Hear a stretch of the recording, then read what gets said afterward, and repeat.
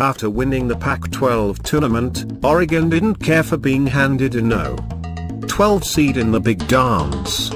The Ducks sent a message in Thursday's NCAA Tournament Midwest Regional Opener with a convincing 68-55 win over No. 5 Oklahoma State. It was the 26th time in the last 29 years that a 12th seed has beaten a 5th seed. Oregon will play Saturday against No. 4 St. Louis.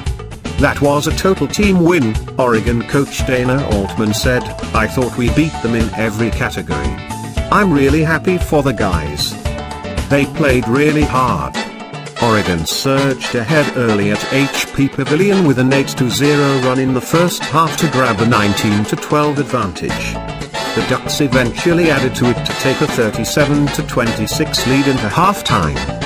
Oregon maintained a double-digit lead throughout the second half to earn its first NCAA tournament win since reaching the Elite Eight in 2007.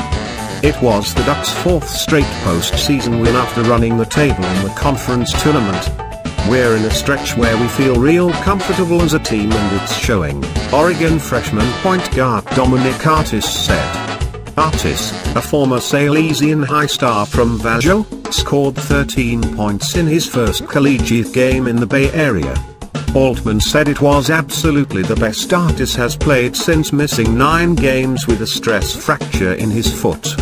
The Ducks were led by Damian Dotson's 17 points.